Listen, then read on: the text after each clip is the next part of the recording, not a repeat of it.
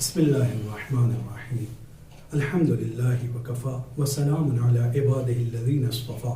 أما بعد فقد قال الله تبارك وتعالى في كتابه الكريم أعوذ بالله من الشيطان الرجيم بسم الله الرحمن الرحيم وينادون من مكان بعيد صدق الله العلي العظيم. ناظرین محترم، ماہ مبارک رمضان اور اس میں خاص طور پہ شبہ قدر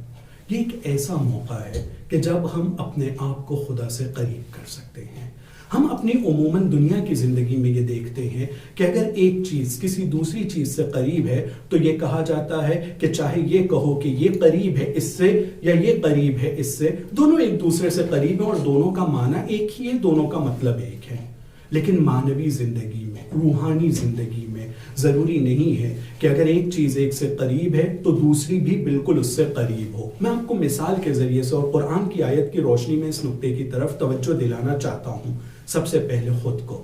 خدا بند عالم ہم سب سے بہت نزدیک ہے، جو اس نے قرآن میں مختلف جگہوں پر ارشاد فرمایا ہے اور اس کی طرف اشارہ کیا ہے اور صراحت سے بھی کہا ہے کہ میں تمہاری شہرک سے بھی قریب ہوں. یہ ایک طرف خدا ہم سب سے بہت قریب ہے، لیکن جب خدا ان لوگوں کی بات کرتا ہے جو خدا کو نہیں مانتے ہیں اور جو خدا سے دور ہیں، تو ہم دیکھتے ہیں کہ اس کے باوجود کہ خدا ان لوگوں سے قریب ہے اور سب سے قریب ہے،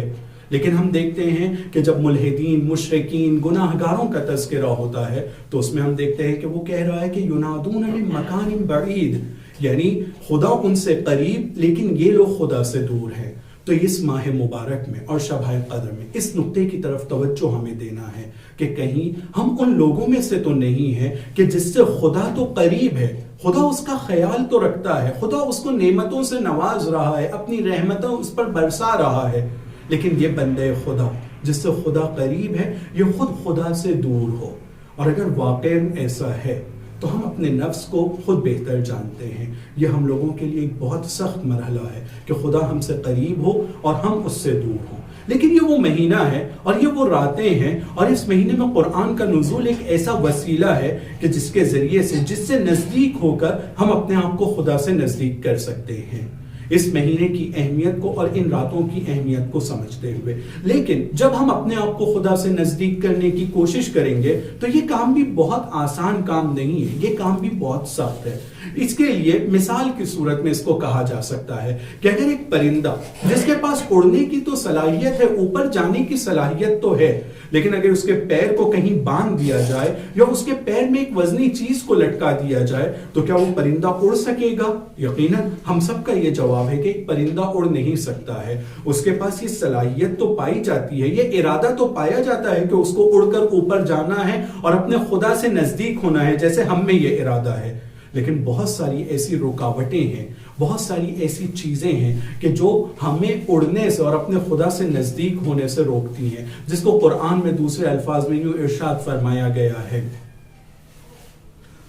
کل نفس بما کسبت رہینہ. ہر انسان، ہر نفس اور ہر شخص جو اس دنیا میں پایا جاتا ہے اس نے اپنے آپ کو مرہون کر لیا ہے، گروی رکھا دیا ہے اپنے ان اعمال کے مقابلے میں جو اس نے انجام دیا ہے. اگر ہم یہ چاہتے ہیں کہ اپنے خدا سے نزدیک ہو تو ہماری پہلی ذمہ داری ہے کہ وہ جو ہمارے گناہوں کی زنجیریں ہمارے پیروں میں بندھی ہوئی ہیں ان زنجیروں سے ہم اپنے آپ کو آزاد کر سکیں. اسی لیے ایک مشہور شاعر علامہ اقبال نے اس نقطے کی طرف خاص انداز میں اشارہ کیا ہے، اے طائر لاہوتی، اس رزق سے موت اچھی جس رزق سے آتی ہے پرواز میں کوتاہی. یعنی ہمیں اس زنجیروں کو جو ہمیں اوپر اللہ کی طرف جانے سے روک رہی ہیں، اس سے نزدیک ہونے سے روک رہی ہیں، ان زنجیروں کو اپنے پیروں سے کھولنا ہوگا اور اپنے آپ کو آزاد کرانا ہوگا تاکہ ہم خدا تک پہنچ سکیں. لیکن ان زنجیروں کو کھولنے کے لیے جو چابی ہے اور جو راستہ ہے وہ اب ہمارے لیے فراہم ہے.